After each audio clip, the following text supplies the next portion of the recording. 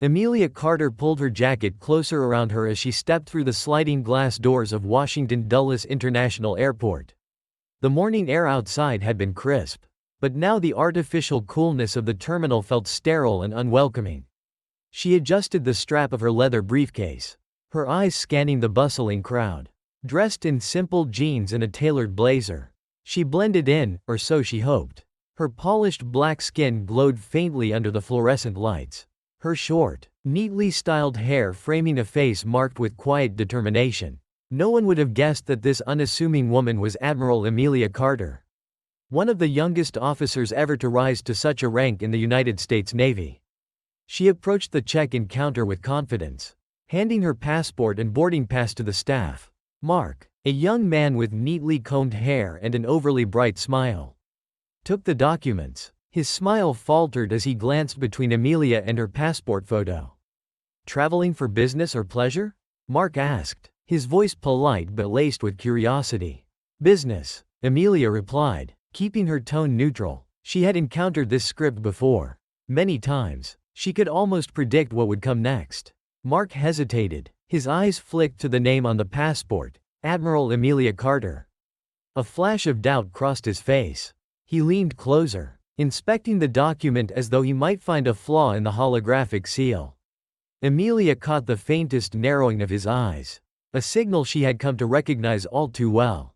"Excuse me for just a moment," Mark said, his smile now tight. Without waiting for a response, he walked briskly to a nearby podium where a supervisor stood. Amelia inhaled deeply, steadying herself. Moments later, Mark returned, now accompanied by a middle-aged man with a graying beard and a name tag that read David. His badge declared him the supervisor, but his expression was anything but supervisory. It was accusatory. "Miss Carter, is it?" David asked, his tone clipped. He didn't bother to glance at her passport. "We're going to need to run a few additional checks." Standard procedure. Standard procedure. The phrase bristled with a familiarity that made Amelia's jaw tighten. She had already submitted her travel details through official military channels weeks in advance. There was no reason for this delay, other than the implicit assumptions written on their faces. "I'm Admiral Carter," she corrected, her voice calm but firm. "United States Navy. I'm on official travel for a summit overseas." David raised an eyebrow. "Admiral, huh? Can I see some credentials?" Amelia opened her briefcase and produced a government-issued ID card. She placed it deliberately on the counter, alongside her passport. The room seemed to hush as David picked it up, squinting at it like it might evaporate in his hands. Mark hovered behind him, glancing nervously at the growing line of passengers. A few people craned their necks to see what the commotion was about. Amelia felt the weight of their stares, the unspoken judgments. What is she hiding? Why are they holding her up? David finally handed back her ID. "You'll understand," he said, his voice oozing condescension, "that we have to be thorough. You don't see many, people of your background, traveling in a capacity like this." Amelia's lips tightened, but her expression remained controlled. "I understand the importance of security," she replied, "and I trust that your thoroughness extends to all passengers equally." The statement hung in the air like a challenge. David's face twitched, but he said nothing. After another tense moment, he stepped aside. "You're cleared to proceed," he said, his voice stiff. "Thank you," Amelia said, picking up her documents. Her gaze met David's, steady and unyielding, before she turned and walked toward the security checkpoint. As she moved through the terminal, her heart beat faster than she cared to admit. The incident had been brief, but it lingered, as it always did. Each encounter like this was a reminder of the battles she fought every day. Not in war zones but in spaces where her identity was questioned and underestimated. She boarded her flight, slipping into her seat by the window. As the engines roared to life, Amelia gazed out at the runway. This summit wasn't just about diplomacy, it was another battlefield, where she would have to prove her worth, not just as a strategist but as a leader. A woman, and a Black American, and she was ready. The Singapore skyline sparkled as the sun dipped low, casting hues of gold and crimson over Marina Bay. Amelia Carter stepped off the government-commissioned transport jet, her sharp gaze sweeping across the tarmac. A delegation waited to escort her to the summit venue, their expressions a mixture of professionalism and curiosity. She straightened her blazer and approached them with the composed air of someone accustomed to commanding respect, even when it was reluctantly given. As her car navigated the bustling streets toward the conference center, Amelia took a moment to mentally review her strategy. This summit was no ordinary gathering, it was a convergence of military and political powerhouses, each with their own agendas, competing priorities, and deeply entrenched biases. The stakes were high, and failure was not an option.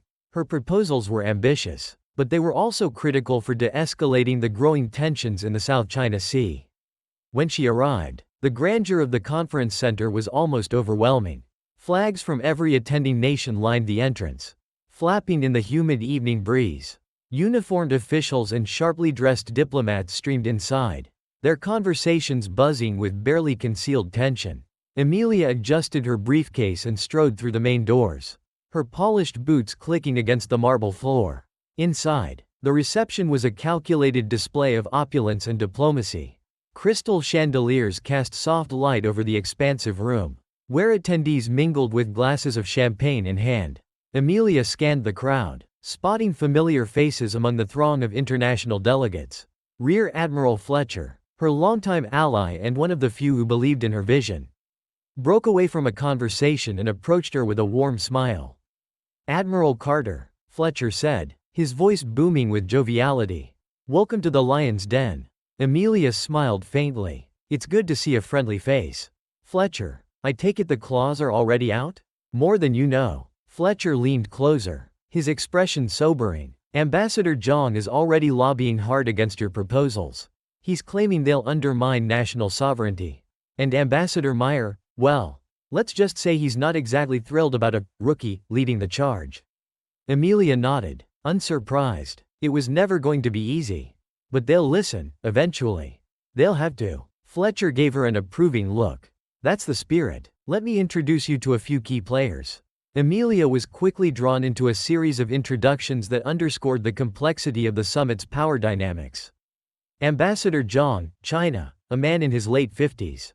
Zhang carried himself with a quiet authority that bordered on arrogance.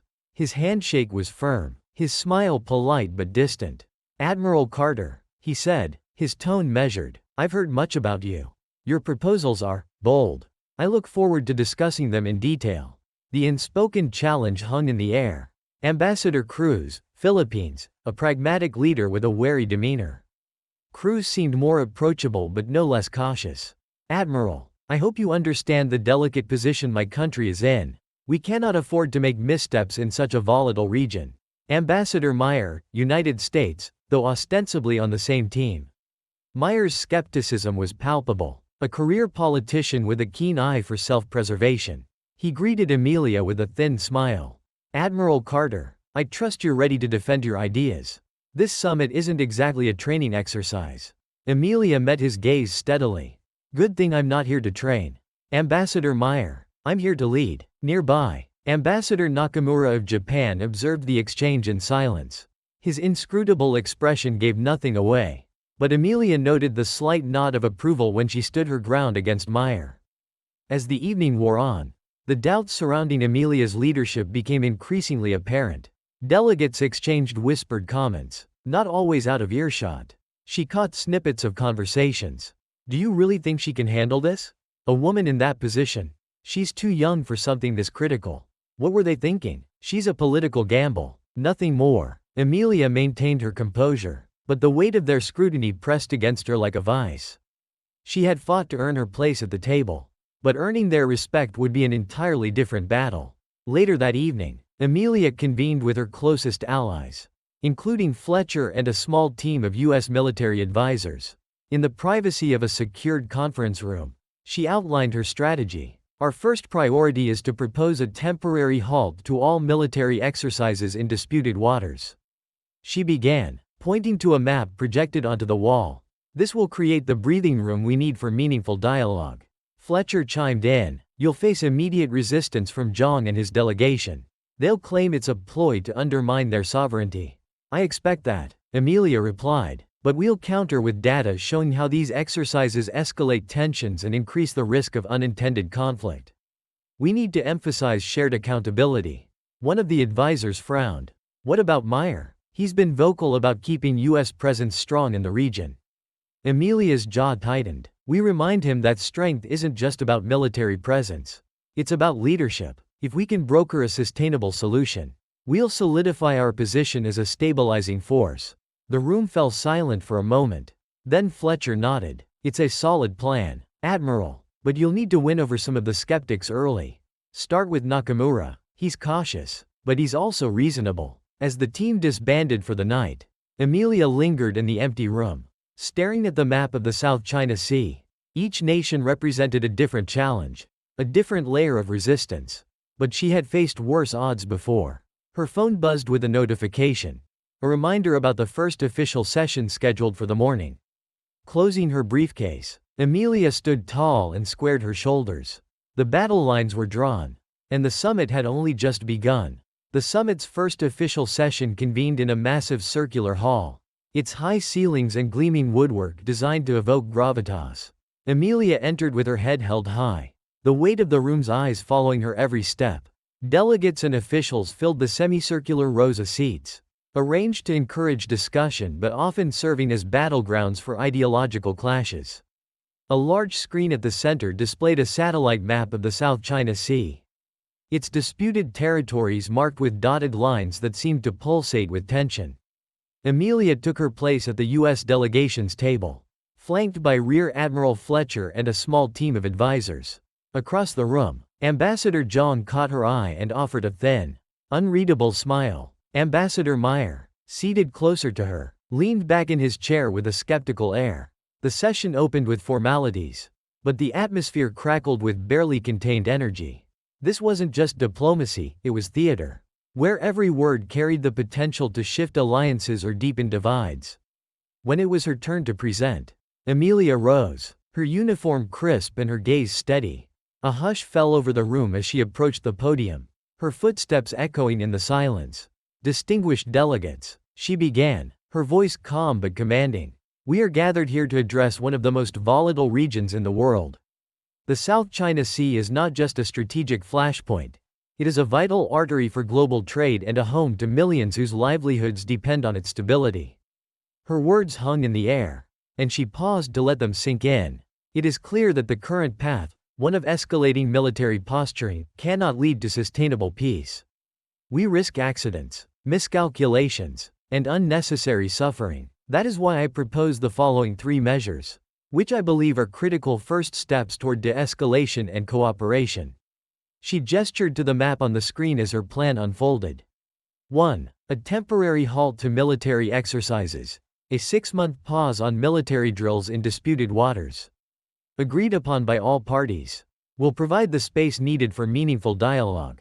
2. An International Maritime Oversight Committee. This committee, composed of neutral nations, will ensure compliance with maritime laws and prevent the escalation of disputes. 3. A regional code of conduct, a legally binding framework, developed through multilateral negotiations, to govern behavior and reduce the risk of conflict. As soon as she finished, the murmurs began. Zhang was the first to raise his hand. Admiral Carter, he said, his tone smooth but his words pointed. While your proposals are well-intentioned, they fail to account for the complexities of sovereignty. For nations like mine, the South China Sea is not merely a global thoroughfare, it is part of our ancestral heritage and rightful territory. A halt to military exercises could be interpreted as a sign of weakness, emboldening those who seek to challenge our claims. Emilia nodded, anticipating his objections. Ambassador Zhang, I understand your concerns, but I would argue that the greatest sign of strength is the ability to prioritize stability and cooperation over unilateral actions. A temporary pause is not a concession, it is an investment in a peaceful future. Zhang's smile tightened. Peace, Admiral, is often achieved through strength. Before Emilia could respond, Ambassador Meyer interjected. Admiral, while I appreciate your optimism, your plan hinges on the assumption that all parties will act in good faith. What safeguards do we have if one nation, let's say hypothetically, China, chooses to exploit this pause to advance its own interests? The room grew tense. Zhang's expression darkened, but Meyer showed no remorse. It was a calculated provocation, aimed as much at discrediting Emilia as at Zhang. Amelia remained composed. Ambassador Meyer. The safeguards come in the form of the Oversight Committee, which will operate transparently and include representatives from neutral nations. This is not about trust, it's about accountability. As the debate raged on, Amelia focused on her strategy: identify allies, engage neutrals, and counter detractors with logic and composure. She directed her next appeal to Ambassador Cruz. Ambassador, your nation is at the front lines of this issue. You've seen firsthand how these tensions disrupt livelihoods. A pause in exercises could provide the stability needed to focus on economic recovery and regional resilience. Cruz hesitated, his brow furrowed. It's an intriguing idea, Admiral, but I would need assurances that the Oversight Committee won't infringe on national autonomy. Those assurances will be built into the committee's charter. Amelia replied, your sovereignty will be respected, but without a mechanism for transparency, we risk perpetuating the cycle of distrust. Cruz nodded slowly, signaling a crack in the wall of skepticism. Meanwhile, Amelia noticed Nakamura watching intently. Though silent, his thoughtful expression suggested he was weighing her arguments carefully. The session's tension peaked when Meyer directly challenged her again. Admiral Carter, let's be honest, this plan might sound good in theory, but in practice, it's naive. Geopolitics isn't a trust exercise, it's a competition. And sometimes, competition means showing force. Amelia met his gaze without flinching. Ambassador Meyer, with all due respect, it's that mindset that keeps us locked in a cycle of escalation. The question isn't whether we can win the competition. It's whether we can afford the cost of winning, and whether the world can afford the cost of losing. Her words carried a weight that silenced the room. If only for a moment. Meyer leaned back, his expression unreadable, while Fletcher gave her an approving nod. By the end of the session, Amelia had planted seeds of doubt in her detractors and hope in potential allies. Zhang remained outwardly unmoved, but his repeated challenges suggested he was taking her seriously. Cruz seemed cautiously supportive, and Nakamura's quiet observation left room for optimism. As the delegates filed out, Fletcher clapped her on the shoulder. You held your ground, Amelia. They may not admit it, but you've got them thinking. She offered a small smile. Thinking is a start, now we just need them to act. But as she walked back to her quarters, Amelia couldn't shake the sense that the hardest battles were yet to come. Behind the polished speeches and diplomatic pleasantries, the real war was being waged in whispered conversations, closed-door meetings, and in spoken biases, and she was ready to fight every inch of it. The summit's corridors were abuzz with the hum of private conversations. Delegates broke into small groups, their whispers filling the spaces between official sessions. For Amelia, this was the most critical and volatile phase of the summit, the behind-the-scenes politicking where alliances were forged. Deals were struck, and plans were undermined. She spent her morning in meetings with key delegates, subtly probing their positions while reinforcing her own. Yet, the nagging feeling that something more insidious was brewing kept her on edge. In the evening, Rear Admiral Fletcher called Amelia to his room for an urgent update. He greeted her with a grim expression and gestured toward his laptop. We've got a problem, he said, his voice low. There's been a leak. Amelia leaned in as Fletcher opened a news article on the screen. The headline blared, Controversial Admiral's Radical Proposals, Too Naive for the South China Sea? The article painted Amelia's strategy as reckless, claiming it would weaken the United States' position in the region and leave allies vulnerable. Worse, it included personal details about Amelia's background, implying her promotion had been more about political correctness than merit. The author, an anonymous source, cited unnamed officials who doubted her capabilities. Amelia's jaw tightened as she read. The attack wasn't just professional, it was deeply personal. This didn't come from nowhere, Fletcher said. Someone's trying to discredit you. Amelia straightened, her expression calm despite the anger simmering beneath the surface. Zhang or Meyer? She asked. Fletcher frowned. Could be either. Zhang benefits if your plan gets derailed. Meyer's been openly hostile. Hell, it could even be both. Amelia nodded, her mind racing. We need to get ahead of this. If this article gains traction, it'll undermine everything we're trying to accomplish. By the next morning, the leak had spread. Several delegates approached Amelia with thinly veiled skepticism, their questions laced with the insinuations from the article. Even Ambassador Cruz, who had shown signs of warming to her plan, seemed hesitant. It's just politics, Fletcher assured her after one particularly icy encounter. They're trying to rattle you. They'll do more than rattle us if they divide the room. Amelia replied, we need to find the source and shut this down. Meanwhile, John and Meyer maintained a careful distance. Their interactions with Amelia professional but distant. John, in particular, seemed to relish the growing tension, his faint smile hinting at satisfaction. Amelia decided to confront John directly. She caught him during a break, standing by a window overlooking the city. Ambassador John, she said, her voice steady but sharp. I'd like a word. He turned, his face the picture of polite curiosity. Admiral Carter, how can I help you? Amelia didn't waste time. You've been vocal about your opposition to my plan. I can handle that. What I won't tolerate are underhanded tactics. John raised an eyebrow, his smile unwavering. I'm not sure what you mean. I think you do, she replied, leaking misinformation to the media. Undermining my credibility, it's cowardly and dangerous. John chuckled softly. Admiral, I assure you, I have no need to resort to such tactics. Your plan speaks for itself, as do its flaws. If the media has doubts, perhaps you should look inward. His calm deflection only infuriated Amelia further, but she kept her composure. If I find proof of your involvement, Ambassador, you'll regret underestimating me. John's smile faded slightly, replaced by a look of measured caution. I wish you luck, Admiral. You'll need it. That evening, Amelia gathered Fletcher and her closest advisors for an emergency strategy session. We need to shift the narrative, she began. If we let this fester, it'll destroy our credibility. Fletcher nodded. What's the play? Amelia outlined her plan. 1. Public transparency. Hold a press briefing to directly address the article, emphasizing her qualifications and the rigor of her proposals. 2. Counter leak. Work with trusted allies to reveal John and Meyer's behind-the-scenes maneuvering. 3. Ally consolidation. Secure public endorsements from key delegates like Cruz and Nakamura.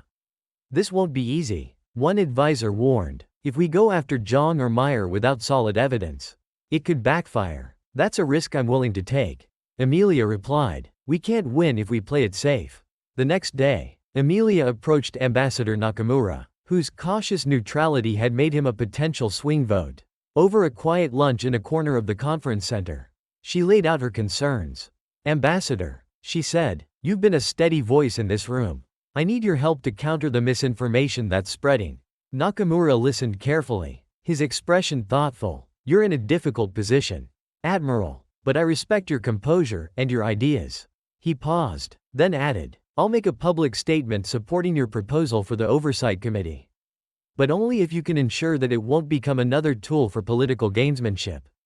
You have my word, Amelia replied. This committee will be about accountability, not agendas. Nakamura nodded. Then you'll have my support. Later that evening, Amelia held a press briefing, with Fletcher by her side. She stood before a room packed with reporters and cameras. The article circulating about me contains inaccuracies and baseless speculation, she began. I was not appointed to my position because of politics. I earned my rank through years of service, dedication, and results. The proposals I've brought to this summit are the product of extensive research and collaboration with some of the brightest minds in this field. She continued, outlining the importance of her plan and the dangers of misinformation. By the time she finished, the room was buzzing with questions. But the tone had shifted. Amelia had taken control of the narrative. That night, Fletcher approached her with good news. We traced the source of the leak, he said. It came from someone in Meyer's delegation. No direct link to him yet. But it's a start. Amelia smiled faintly. It's enough. Let's keep digging. Though the battle was far from over, Amelia felt a renewed sense of determination. John and Meyer had underestimated her resolve. They had played their hand. And now it was her turn. As she prepared for the next day's session, she reflected on the growing tension. The summit was becoming a battlefield in more ways than one. But she wouldn't back down. She couldn't afford to. The early morning sunlight streamed through the tall windows of Amelia's quarters. But the warmth of the day did little to dispel the growing chill of the summit's atmosphere. She sipped her coffee, scanning the latest updates from her team, when Fletcher stormed in unannounced, his expression a mix of frustration and concern. Admiral, you're going to want to see this. he said, dropping a printed dossier on the table in front of her. Amelia raised an eyebrow and opened the folder. Her stomach tightened as she read. Inside were pages of a new article circulating online, this time directly attacking her character. The headline screamed, "Amelia Carter's troubled past. Can she be trusted with global security?" The article was vicious, delving into deeply personal territory. It twisted facts about her upbringing, dredged up irrelevant incidents from her early career, and implied that her rise to admiral was more about fulfilling quotas than merit. The language was laced with racial and gendered undertones, painting her as unqualified and incapable. "They're getting desperate," Fletcher said, pacing. "This is an obvious hit job. But it's effective. Delegates are already whispering." Amelia closed the folder, her jaw clenched. "It's not enough to attack my ideas. Now they're coming for my integrity." Fletcher stopped pacing and looked at her. "This isn't just about you, Amelia. They're trying to discredit the whole summit by undermining its leadership. If they can cast doubt on you, they'll derail everything." Amelia nodded. "Then we need to respond, not just to defend me but to protect the mission." As Amelia walked into the summit's main lobby later that morning, the atmosphere felt heavier. Delegates who had been cordial now avoided eye contact. Conversations paused when she passed, replaced by murmurs and stolen glances. Amelia kept her head high, refusing to let the weight of their judgment bow her. She knew this tactic, divide and isolate. It was a game as old as politics itself, and she wouldn't let it work. During a break in the session, Ambassador Cruz approached her. His expression was conflicted, his usual confidence replaced with hesitation.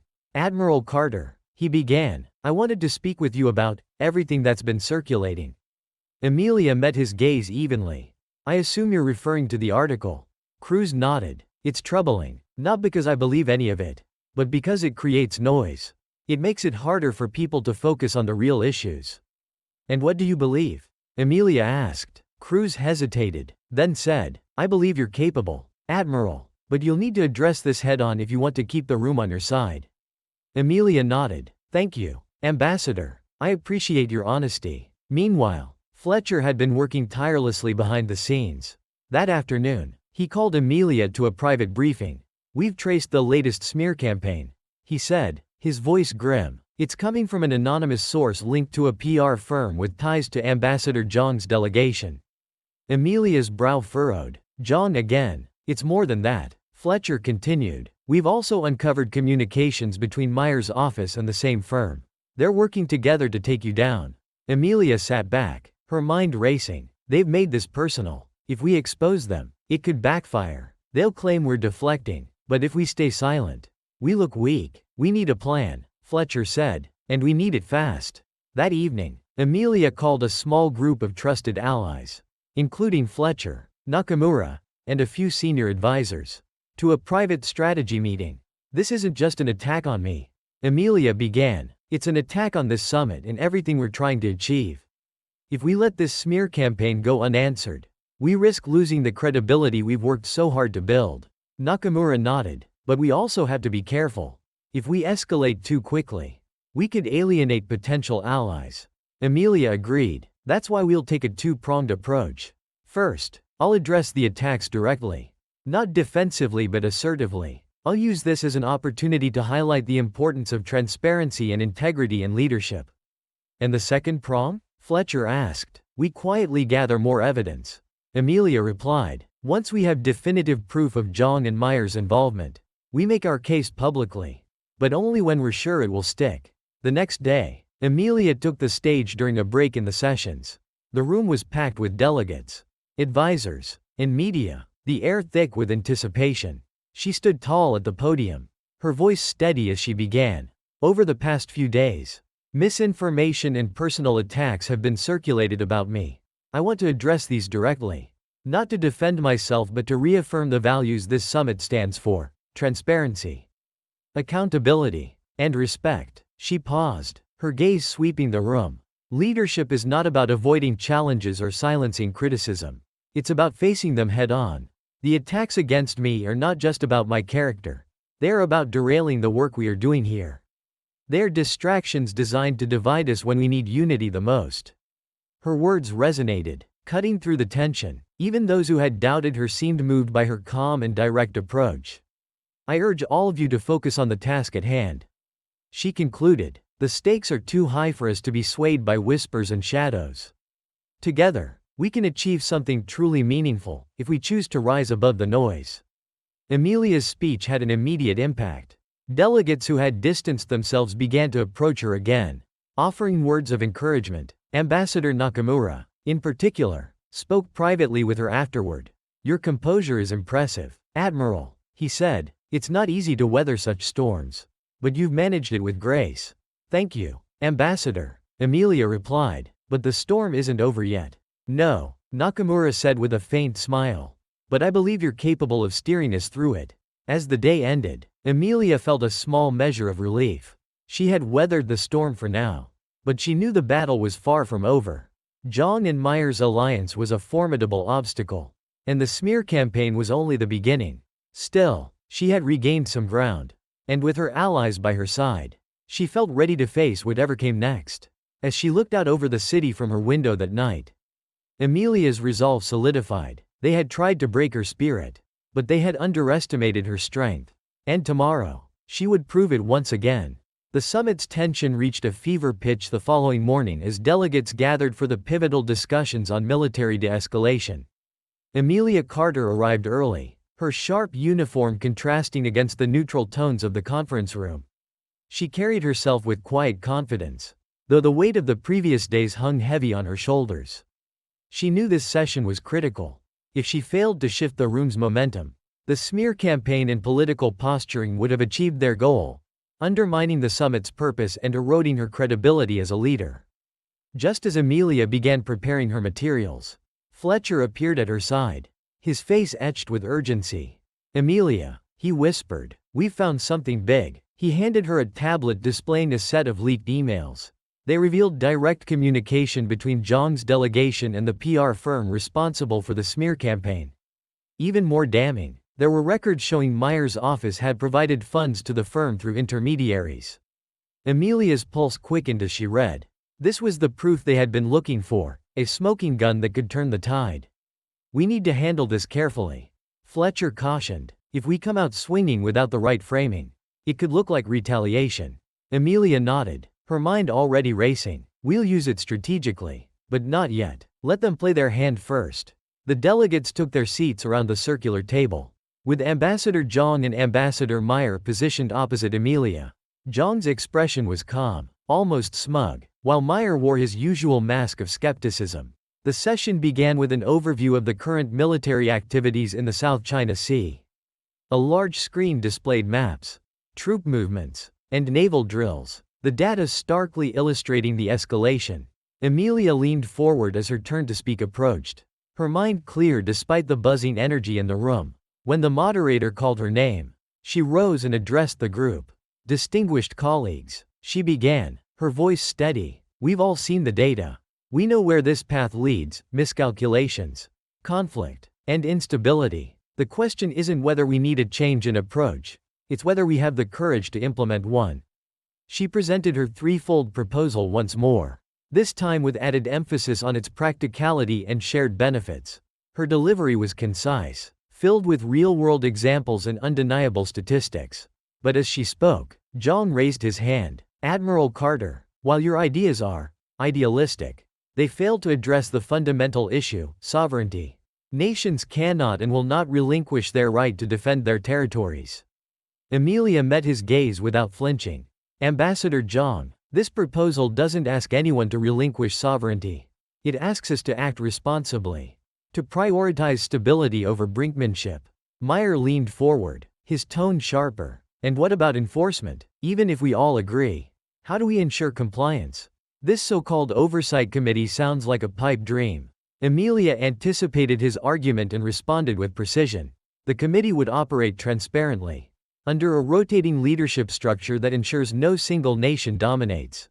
Neutral observers would provide checks and balances. To Amelia's surprise, Ambassador Nakamura spoke up next.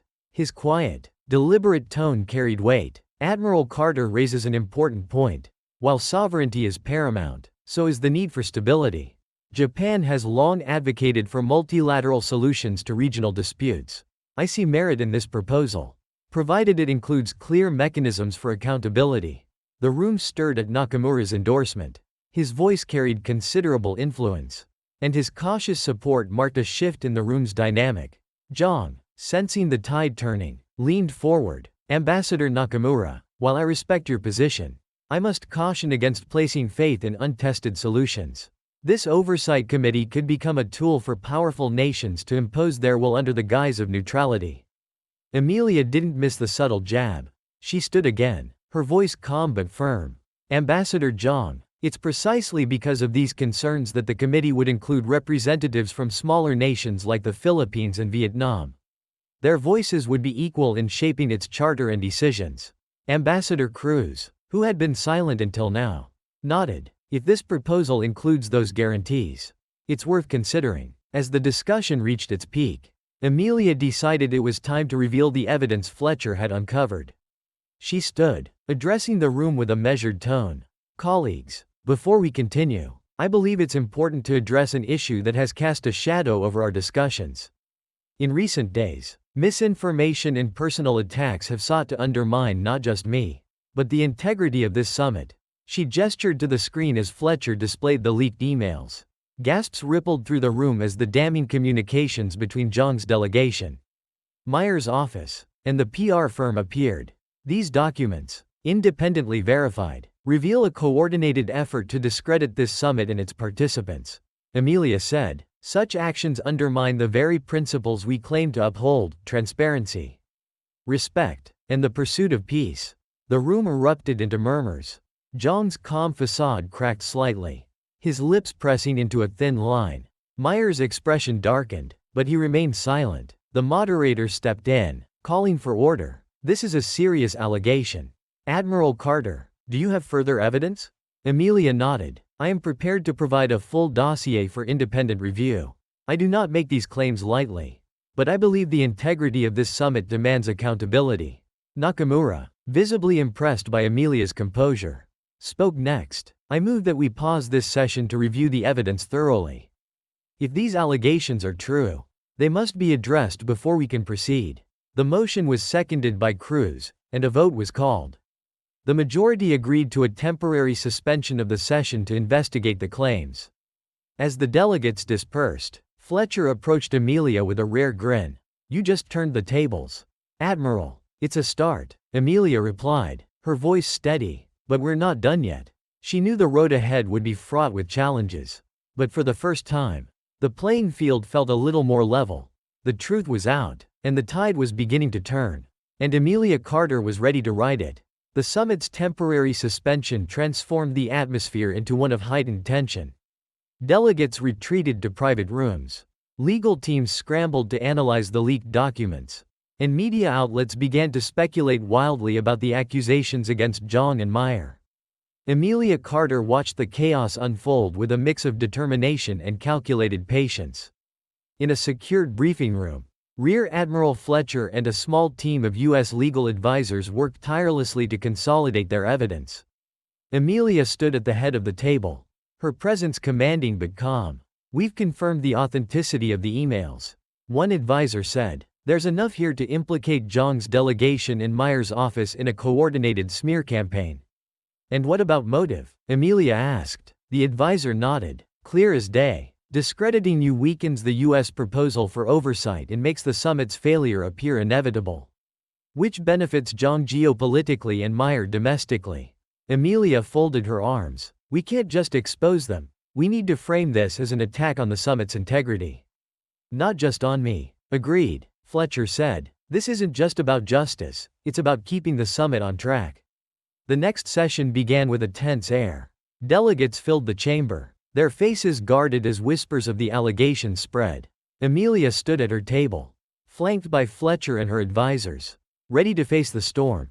The moderator opened the floor, addressing the gravity of the situation. Ambassador Zhang and Ambassador Meyer, you've been named in serious allegations. We will now hear from Admiral Carter, who has provided evidence supporting these claims. Emilia rose, her demeanor composed but resolute. Thank you, distinguished delegates. I stand here not as a victim but as a representative of the values this summit was meant to uphold: honesty, accountability, and the pursuit of peace. She gestured to the screen as the incriminating emails reappeared. These documents reveal an orchestrated effort to undermine the credibility of this summit and its participants. Such actions are not just unethical, they jeopardize our shared goal of fostering stability in the South China Sea. The room murmured as Amelia's voice grew sharper. We cannot allow personal agendas and political maneuvering to derail our progress. I call for an independent inquiry into these actions and urge this body to reaffirm its commitment to transparency and cooperation. Zhang rose next, his expression calm but his tone defensive. These accusations are baseless and inflammatory. He began, while the authenticity of these emails is still under review, I must remind this body that we should not allow unverified claims to distract us from the important work at hand. He turned his gaze toward Amelia. Admiral Carter has presented herself as a champion of integrity. Yet she chooses to air these allegations publicly rather than resolving them diplomatically. This approach only sows division. Amelia remained silent, her gaze steady as Zhang continued. This summit is about unity. Zhang concluded. Let us not allow personal vendettas to overshadow our collective mission. Meyer, however, was less composed. His frustration bubbled to the surface as he attempted to deflect blame.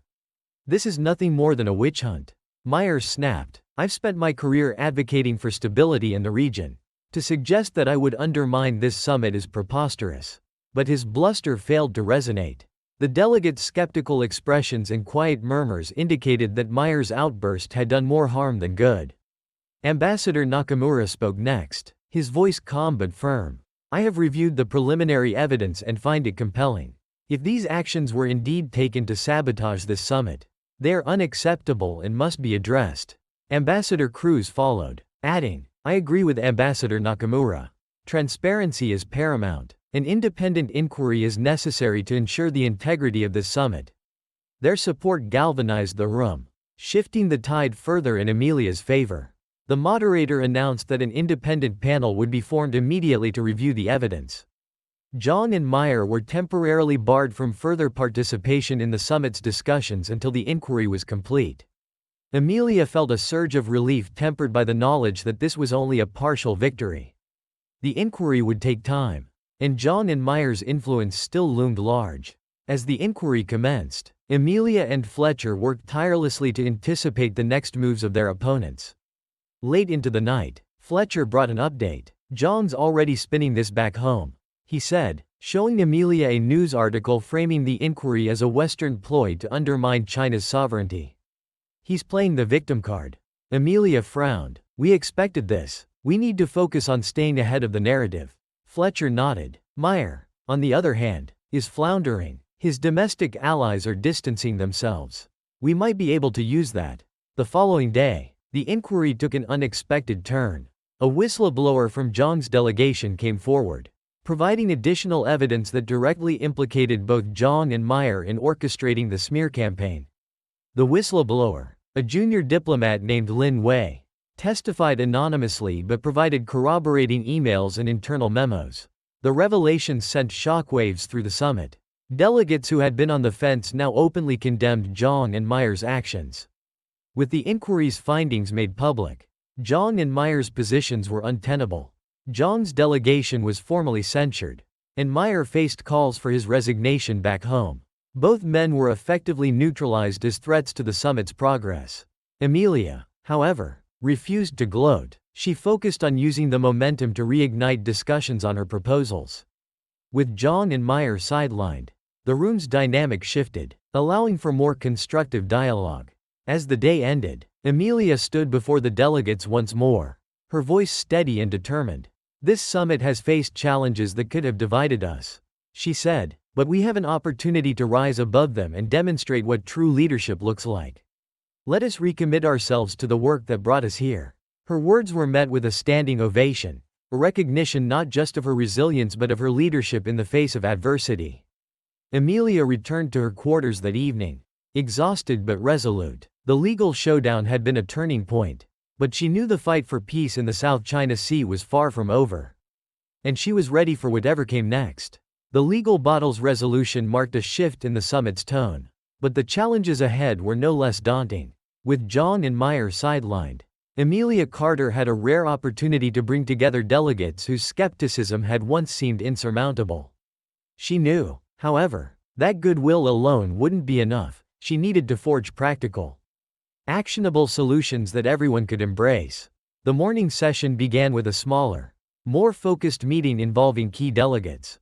Amelia invited a diverse group, including Ambassador Cruz, Ambassador Nakamura, and representatives from Vietnam, Malaysia, and Indonesia, nations directly affected by South China Sea disputes. I appreciate all of you taking the time to join this informal session. Amelia began. The inquiry has clarified some of the challenges we face, but it has also shown the importance of transparency and accountability. That's what I'd like us to focus on today. She paused, meeting each delegate's gaze. We can't change the past, but we can shape the future if we're willing to work together. Amelia presented a revised version of her proposal, incorporating feedback she had gathered over the past few days. She highlighted 3 key adjustments. 1. A phased approach to the military pause, a gradual reduction in exercises, starting with less contentious areas, to build trust incrementally. 2. Enhanced oversight representation, adding regional organizations like ASEAN to the Oversight Committee to ensure broader representation. 3. Economic incentives for compliance, proposing joint development zones for resources in disputed areas, creating shared economic benefits as a deterrent to conflict. The room was quiet as she finished, delegates scribbling notes and exchanging glances. Ambassador Cruz was the first to speak.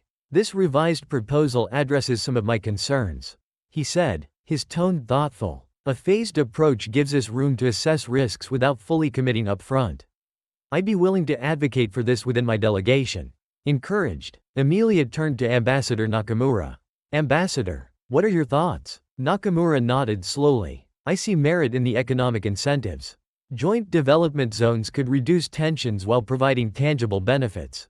However, ensuring fair governance of these zones will be critical. We can develop a framework for that. Amelia replied. The Oversight Committee could play a role in setting and enforcing guidelines. Not all voices in the room were supportive. A Vietnamese delegate raised a hand. Admiral Carter, she said, your proposal still requires nations like ours to trust the very powers that have challenged our sovereignty. How do you propose to address that? Amelia acknowledged the concern. I understand your hesitation. That's why transparency is at the heart of this plan. The Oversight Committee will not favor any one nation. It will operate with strict neutrality, audited by independent organizations. And I propose we establish a direct line for smaller nations to voice grievances and request mediation. The Vietnamese delegate seemed to consider this, her expression softening. If those safeguards are implemented, I believe we could support this initiative. After the meeting, Nakamura approached Amelia privately. Admiral, he said, his tone measured, I believe your proposal has potential. But there's one aspect we haven't addressed, enforcement. Without consequences for violations, the agreement risks being ignored. Amelia nodded. You're right, Ambassador. We'll need clear enforcement mechanisms, including diplomatic and economic sanctions, to deter violations. If Japan would be willing to support such measures, it could set a strong precedent. Nakamura considered her words. If you can secure broader support from other key players, I will commit to endorsing the enforcement measures. Amelia extended her hand. Thank you, Ambassador. Together, we can make this work. Later that day, Amelia met privately with Ambassador Cruz. She knew his support was pivotal, as the Philippines' proximity to the South China Sea made their stance a bellwether for other regional nations. Ambassador, she said, I appreciate your openness earlier. I wanted to follow up on the economic incentives we discussed. Cruz leaned back in his chair. I see the value in joint development zones, but I'll need concrete assurances that these zones won't be dominated by larger nations. Amelia nodded. I propose a rotational leadership model, where smaller nations take turns overseeing key zones. Additionally, all agreements within these zones would require unanimous approval from participating nations. Cruz smiled faintly. That's a start. If we can finalize those details, you'll have my support. As Amelia worked to consolidate her alliances, she was approached by Lin Wei. the whistleblower from Zhang's delegation. Lin's courage in exposing the smear campaign had already shifted the dynamic of the summit. But now she had more to offer. Admiral Carter, Lin said quietly, there's something else you should know. Zhang's delegation had been planning to introduce an alternative proposal. One that would have granted unilateral authority over disputed waters to China under the guise of regional stability. Amelia's eyes narrowed. Do you have evidence of this? Lin nodded, handing over a folder of documents. It's not widely known yet, but I thought you should be prepared.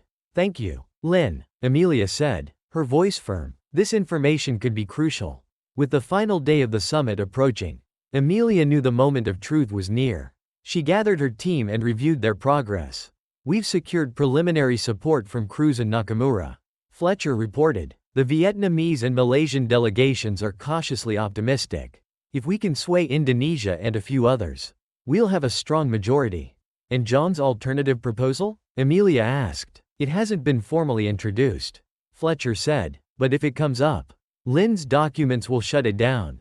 Amelia nodded. Good, let's stay focused. We're closer than ever. That evening, Amelia reflected on the progress they had made.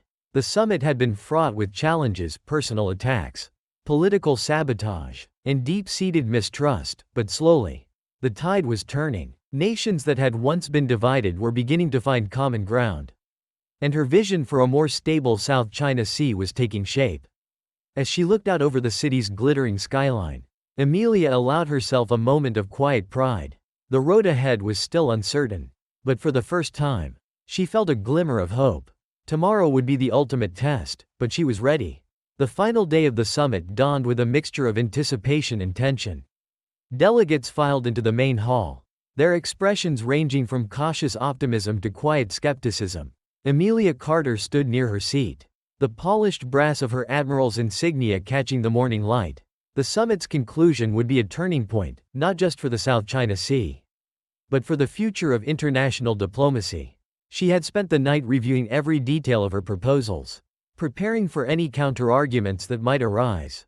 Yet, beneath her calm exterior, a storm of emotions brewed, the weight of expectations, the memories of personal attacks, and the relentless pressure of proving herself in a room that had not been designed for someone like her.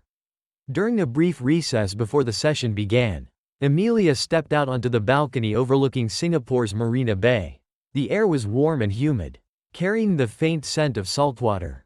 She leaned on the railing, allowing herself a rare moment of introspection. She thought of her journey, rising through the ranks of the Navy, defying stereotypes, and earning her position through sheer determination. Yet, the challenges she faced at this summit had reminded her of the barriers that still existed.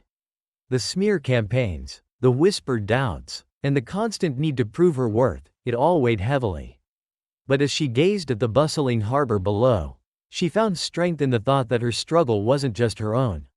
She was paving the way for others, breaking down walls so that future leaders wouldn't have to fight the same battles. Back in the hall, the moderator opened the floor for final deliberations. Delegates from each nation would have the opportunity to express their positions before the vote on Amelia's proposals. Amelia rose to speak, her voice steady but charged with conviction. Distinguished delegates, over the past few days, we've faced challenges that tested not only this summit but our commitment to collaboration. We've seen the consequences of division, but we've also glimpsed the possibilities that come from unity. She gestured to the screen displaying her revised plan. This proposal isn't perfect, it's a starting point, but it's a necessary one. A temporary pause in military exercises will create space for dialogue. An oversight committee with balanced representation will ensure transparency and accountability. And joint development zones will provide tangible benefits to all parties, fostering cooperation instead of conflict. Her gaze swept the room. This is our chance to set an example for the world, to show that even in the face of mistrust and adversity, we can choose peace. As expected, opposition voices followed. A Malaysian delegate raised concerns about enforcement mechanisms, while a representative from Indonesia questioned the economic feasibility of joint development zones. Ambassador Zhang, though officially censured, was allowed to speak briefly. He used his time to sow doubt, framing the proposals as unrealistic and overly ambitious. These measures, while noble in intent, lacked the pragmatism required to address the complexities of this region. Zhang said, his tone carefully measured. We must avoid solutions that prioritize appearances over substance. Emilia listened intently, her expression unflinching. When it was her turn to respond, she addressed each concern with clarity and precision, countering Zhang's narrative without resorting to personal attacks. As the session neared its conclusion, the room grew tense. Ambassador Cruz spoke in favor of the proposal, citing the potential for economic growth and reduced tensions. Ambassador Nakamura followed, emphasizing the importance of multilateral cooperation and enforcement. Finally, the Indonesian delegate announced their support, tipping the balance decisively in Emilia's favor. The moderator called for the vote. One by one, delegates cast their ballots. The results appeared on the screen moments later. The proposal had passed with a strong majority. A ripple of applause filled the room, subdued at first but growing in intensity. Emilia exhaled deeply, the weight of the past days momentarily lifting from her shoulders. After the session, Nakamura approached Emilia, his expression thoughtful. You've accomplished something remarkable today, Admiral Carter, he said, but the real work begins now. I know, Emilia replied. This agreement is just the foundation. Implementation will require vigilance and commitment. Nakamura nodded. You've proven that leadership isn't about commanding from above, it's about bringing people together, even when it seems impossible. Emilia smiled faintly. Thank you, Ambassador. That means a great deal coming from you. As the summit wound down, Emilia allowed herself a moment of quiet reflection. The challenges she had faced had tested her in ways she hadn't anticipated. But they had also revealed her resilience and reaffirmed her commitment to leading with integrity. She thought of Lin Wei, the whistleblower who had risked everything to expose the truth. She thought of Cruz, Nakamura, and Fletcher, individuals who had chosen to stand with her despite the odds. And she thought of the countless people in the South China Sea region whose lives might be improved by the decisions made at this summit. That evening, Emilia addressed the media, delivering a speech that captured the spirit of the summit. This agreement is not the end, it's the beginning, she said. It's a testament to what we can achieve when we set aside our differences and work toward a common goal. The path ahead won't be easy, but I believe in our collective ability to create a more peaceful and prosperous future. Her words resonated, not just with those in the room but with audiences around the world. She had faced prejudice, opposition, and doubt, but she had emerged as a symbol of perseverance and the power of collaboration. As Emilia packed her belongings that night, preparing to return home, she felt a profound sense of accomplishment tempered by the knowledge that the journey was far from over. The South China Sea would remain a hotspot for years to come. But for the first time, there was a framework for hope. And as she stepped onto the tarmac to board her flight, she carried with her not just the lessons of the summit, but a renewed determination to keep fighting for justice, for peace, and for the future. The jet's engines hummed steadily as Emilia Carter stared out the window, watching Singapore's skyline recede into the distance. The summit had concluded, and though she was returning home victorious, the weight of responsibility lingered. The agreement she had fought for, a fragile framework of cooperation, was now in the hands of nations often at odds. Yet, for the first time in years, there was a glimmer of possibility in the South China Sea. Emilia glanced at the folder in her lap, containing the finalized proposals, her personal notes, and a letter of commendation from the summit's chair. She thought about the journey that had brought her here, the battles she had fought, both external and internal, to prove herself not just as a leader but as a person worthy of respect. Upon landing in Washington, D.C., Emilia was greeted by Rear Admiral Fletcher and a small group of staff who had worked tirelessly alongside her throughout the summit. The group exchanged warm but subdued congratulations. "You did it, Admiral," Fletcher said, his voice brimming with pride. "We did it," Emilia corrected, her gaze sweeping over the team. This was a team effort, and the real work is just beginning. In the weeks that followed, the agreement sparked widespread discussion across the globe. The temporary military pause in the South China Sea went into effect almost immediately, leading to a noticeable reduction in tensions. The newly formed International Maritime Oversight Committee began drafting its charter, with representation from ASEAN nations, major world powers, and neutral parties. Amelia worked closely with her team to ensure the agreement's implementation proceeded smoothly. She fielded calls from regional leaders, attended follow-up meetings with allies, and pushed back against critics who continued to question the plan's feasibility. One evening, Fletcher brought her promising news. The joint development zones are already attracting interest from investors. If this momentum keeps up, we might see tangible benefits sooner than expected. Amelia allowed herself a rare smile. Good. The more people see this working, the harder it will be to tear down. Amelia's role in the summit earned her widespread recognition.